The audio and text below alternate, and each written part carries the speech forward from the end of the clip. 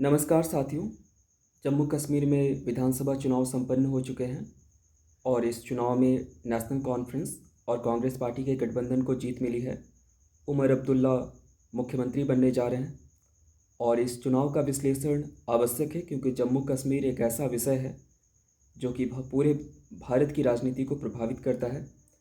जम्मू कश्मीर का चुनाव जम्मू कश्मीर का प्रादेशिक विषय ना होकर यह एक राष्ट्रीय विषय है क्योंकि कश्मीर के साथ भारत के लोगों की भावनाएं जुड़ी हुई है और लंबे समय बाद कश्मीर में लोकतांत्रिक प्रक्रिया फिर से शुरू हुई और शांति स्थापना के कड़े प्रयासों का कुछ सुखद परिणाम दिखा, तो ऐसी संभावनाएं बन सकी जिसमें चुनाव करवाया जा सका। जम्मू कश्मीर के इस चुनाव का यदि हम विश्लेषण करें तो पाते हैं कि कश्मीर घाटी के लोगों ने नेशनल कॉन्फ्रेंस का साथ दिया और जम्मू के लोगों ने भाजपा को अपने लिए हितकर माना है। बिल्कुल अलग अलग दोनों की इच्छा इस चुनाव के माध्यम से सामने आई है। कश्मीर घाटी के लोग भाजपा का विरोध कर रहे हैं और जम्मू के लोग उतने ही प्रबल रूप से भाजपा का समर्थन कर रहे हैं। नेशनल कॉन्फ्रेंस को कश्मीर घाटी में धारा 370 को चुनावी मुद्दा बनाने पर समर्थन मिल रहा है और जम्मू के लोगों द्वारा उनको नकार दिया जा रहा है। जम्मू के लोग भाजपा के साथ और कश्मीर घाटी के लोग नेशनल कॉन्फ्रेंस के साथ। किसी लोकतंत्र के लिए यह एक अच्छी बात नहीं है कि क्षेत्र के आधार पर इस तरह का ध्रुवीकरण हो, और यह ध्रुवीकरण सिर्फ क्षेत्रीय आधार पर नहीं बल्कि धार्मिक आधार पर भी है, क्योंकि कश्मीर घाटी मुस्लिम बहुल क्षेत्र है और जम्मू हिंदू बहुल क्षेत्र है। हिंदू आबादी भाजपा के साथ है और मुस्लिम आबादी नेशनल कॉन्फ्रेंस और कांग्रेस पार्टी के साथ है। तो यह क्षेत्रीय ध्रुवीकरण के साथ साथ धार्मिक ध्रुवीकरण भी है और एक लोकतंत्र के लिए बिल्कुल भी अच्छी स्थिति नहीं है कि इस तरह से लोगों की इच्छा, लोगों की भावना अलग अलग दलों के प्रति, अलग अलग क्षेत्रों में, अलग अलग समुदायों में बिल्कुल विपरीत पाई जाए। जम्मू कश्मीर लंबे समय से अशांति झेलता रहा है और जम्मू कश्मीर में अभी जो चुनाव हुए हैं उसमें केंद्र सरकार के प्रति कश्मीर घाटी में एक आक्रोश, अलग अलग जो जर्नलिस्ट वहाँ पर जा रहे थे, साक्षात्कार ले रहे थे, तो दबी जुबान से ही सही लोगों ने अपना एक गुस्सा प्रकट किया है। लेकिन साथ ही वे इसे भी स्वीकार करते हैं कि धारा 370 हटने के बाद जम्मू कश्मीर में शांति आई है और आतंकी गतिविधियों पर लगाम लगी है। जम्मू कश्मीर जो है वो भारत, पाकिस्तान, चीन तीनों के मध्य एक विवाद का कारण रहा है। अक्साई चीन पर चीन का कब्जा है जो कि अवैध है और उसकी साम्राज्यवादी नीतियों का परिणाम है। चीन कश्मीर से होते हुए पाकिस्तान के माध्यम से हिंद महासागर में अपनी पहुंच बनाना चाहता है और इसके लिए उसका रास्ता जो है वो कश्मीर होते हुए, पाकिस्तान से होते हुए फिर हिंद महासागर में जा रहा है। तो ऐसे में वो चाहता है कि कश्मीर पर पाकिस्तान का या उसका कब्जा हो जाए ताकि उसको आराम से हिंद महासागर में पहुंचने का रास्ता मिल सके। और भारत के लिए यह एक अच्छी स्थिति नहीं होगी कि हिंद महासागर में चीन पहुंच सके, उसे सीधा रास्ता मिल जाए, क्योंकि इससे भारत की सुरक्षा के लिए संकट पैदा होंगे। तो ऐसे में भारत इसको रोकने की कोशिश करेगा और तीनों देशों के बीच कश्मीर की जनता पिस रही है। कश्मीर की जनता के हाथ में निर्णय लेने की शक्ति बची ही नहीं है, क्योंकि कश्मीर की स्थिति ऐसी है जो कि तीनों देशों के लिए अत्यंत महत्वपूर्ण हो जाती है। पाकिस्तान के लिए कश्मीर का मुद्दा वहाँ पर राष्ट्रीय राजनीति को प्रभावित करने वाला है। कश्मीर को लेकर भारत के साथ तनाव बरकरार रख के वहाँ पर सेना अपनी मजबूत स्थिति बनाए रखती है।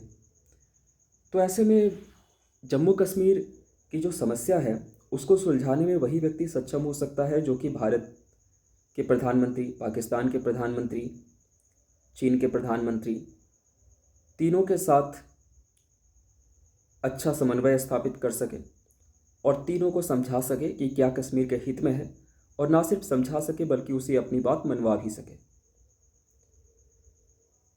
भारतीय जनता पार्टी कश्मीर को एक भावनात्मक विषय मानती है और धारा 370 को समाप्त करना उसका एक स्वप्न रहा था जिसे उसने साकार कर लिया है।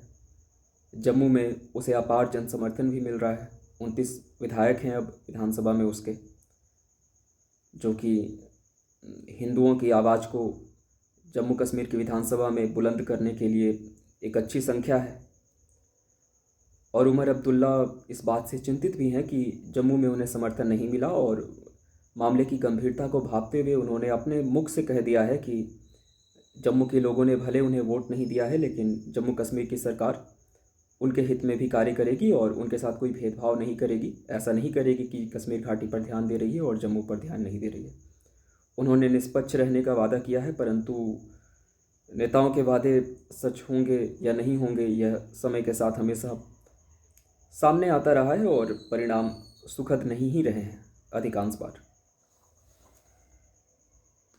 जम्मू कश्मीर विधानसभा चुनाव समाप्त होने के बाद पीडीपी, जो कि कश्मीर घाटी में मजबूत उपस्थिति रखती है, उसे हार का सामना करना पड़ा। और उसके बाद इल्तिजा मुफ्ती ने तुरंत चुनाव खत्म होने के बाद प्रेस कॉन्फ्रेंस किया, जिसमें उन्होंने आरोप लगाया कि चुनाव खत्म होने के बाद चुनाव जीतने वाले विधायक के जो समर्थक हैं वो पीडीपी कार्यकर्ताओं के घरों में तोड़फोड़ कर रहे हैं, आगजनी कर रहे हैं, लूटपाट की घटनाओं को अंजाम दे रहे हैं। तो खुलकर गुंडागर्दी जैसे शब्दों का उन्होंने प्रयोग किया कि नेशनल कॉन्फ्रेंस गुंडागर्दी कर रही है, और उसका पुराना इतिहास भी यही रहा है।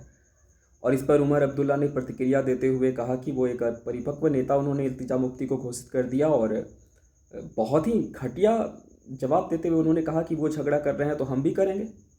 एक मुख्यमंत्री जो बनने जा रहा है उसे शोभा देता है बोलना? विपक्षी पार्टी के कार्यकर्ताओं पर हमला हो रहा है, उनके घरों में तोड़फोड़ हो रही है, आगजनी हो रही है, वो कह रहे हैं कि उनके साथ गुंडागर्दी हो रहा है, तो आप उन्हें कह रहे हैं कि आप अपरिपक्व हैं। अपने ऊपर होने वाले अत्याचार को खुलकर सामने रखना, अपने लिए न्याय की मांग करना, क्या अपरिपक्वता है? इल्तिजा मुफ्ती ने जिस तरह से डटकर चुनाव के हारने के बाद सामने आकर अपने कार्यकर्ताओं की रक्षा के लिए जो वो कर सकती थी उसने किया है, और वह काबिले तारीफ है। और जिस तरह से मुखर उनका अंदाज रहा है, मैं तो स्पष्ट रूप से कहूँगा कि इल्तिजा मुफ्ती को झारखंड में अभी जो चुनाव होने वाले हैं, महाराष्ट्र में जो चुनाव होने वाले हैं, वहाँ लड़ना चाहिए। कश्मीर में हो सकता है कि कुछ कारणों से उन्हें जनता नकार रही हो, परंतु उनके जैसी डटकर निर्भीक होकर अपनी बात को रखने वाली नेता, अपने वोटरों के लिए, अपने समर्थकों के लिए, जो उनके साथ खड़े हैं उनकी रक्षा के लिए इस तरह से लड़ने वाली जो नेता है, वो हर जगह पसंद की जाएगी। और संवैधानिक अधिकार तो है उन्हें झारखंड विधानसभा में या फिर महाराष्ट्र विधानसभा में लड़ जाने का, उन्हें लड़ना चाहिए। उन्हें पूरा देश उनका है, सिर्फ कश्मीर नहीं, पूरा देश उनका है। हमारे देश के प्रधानमंत्री वीपी सिंह ने लाल किले से कहा था, ये बहुत महत्वपूर्ण वाक्य है, कि जो लोग कश्मीर के ये कह रहे हैं कि कश्मीर उनका है, मैं उन्हें बताना चाहूँगा कि सिर्फ कश्मीर नहीं बल्कि ये पूरा देश उनका है। तो इल्तिजा मुफ्ती एक अच्छी नेता है, इस देश को उनकी आवश्यकता है, और जम्मू कश्मीर के अलावा पूरे देश के लोगों के प्रति उनकी कुछ जिम्मेदारियां बनती हैं। उन्हें अपने दायरे का विस्तार करना चाहिए और शेष भारत के लोगों के लिए भी लड़ना चाहिए। वो भारत की नागरिक है, पूरे भारत के लोग उनके जैसी नेता को पसंद करेंगे जो जनता की आवाज़ को इतनी बुलंदी से सामने रखता हो। और इस घटना ने, ये जो गुंडागर्दी हुई पीडीपी के कार्यकर्ताओं के साथ, इसने कुछ गंभीर प्रश्न खड़े किए हैं। उमर अब्दुल्ला बार बार इस बात का उल्लेख कर रहे हैं कि प्रधानमंत्री नरेंद्र मोदी ने कहा है कि चुनाव होने के बाद कश्मीर को रियासत का दर्जा वापस लौटा दिया जाएगा, परंतु जो हो रहा है उसे देखते हुए तो ये उचित नहीं लगता। जम्मू कश्मीर की सरकार के पास यदि पुलिस रहेगी, जो कि केंद्र शासित प्रदेश होने के कारण अभी पुलिस पर उपराज्यपाल का नियंत्रण है, और इस दशा में यदि नेशनल कॉन्फ्रेंस के कार्यकर्ता गुंडागर्दी कर रहे हैं पीडीपी के कार्यकर्ताओं के ऊपर, तो पुलिस निष्पक्ष कार्यवाही कर रही है। और इल्तिजा मुफ्ती ने पुलिस की तारीफ की है कि पुलिस ने सख्त एक्शन लिया, जो कुछ घटनाएं हो रही थी उसे रोका, और उस विधायक को भी कहा कि आप अपने समर्थकों को कंट्रोल करिए। तो पुलिस ने जो काम किया उसकी इल्तिजा मुफ्ती तारीफ कर रही है। तो ये जो पुलिस की निष्पक्षता है, वो पुलिस यदि नेशनल कॉन्फ्रेंस की जो सरकार बनी है उमर अब्दुल्ला के नेतृत्व में, उनको दे दी जाएगी, तो सीएम का सपोर्ट पाकर उनके कार्यकर्ता तो बेलगाम हो जाएंगे। पीडीपी कार्यकर्ताओं के लिए तो ये एक नरक जैसी स्थिति हो जाएगी। तो वर्तमान हालात में मुझे लगता है कि प्रधानमंत्री को अपने शब्दों पर पुनर्विचार करना चाहिए और ये एक सच्चाई हो सकती है कि प्रधानमंत्री ने कहा हो कि जम्मू कश्मीर को रियासत का दर्जा लौटा दिया जाएगा, परंतु वैसा होने से पुलिस उमर अब्दुल्ला के हाथ में चले जाएगी और पीडीपी कार्यकर्ताओं को दिन दहाड़े गोली मार दिया जाएगा। उनकी घर से उनकी बेटियों को उठाकर उनके साथ बलात्कार होगा, उनके घरों में आग लगाई जाएगी। तो ऐसी घटनाओं को एक वचन निभाने के लिए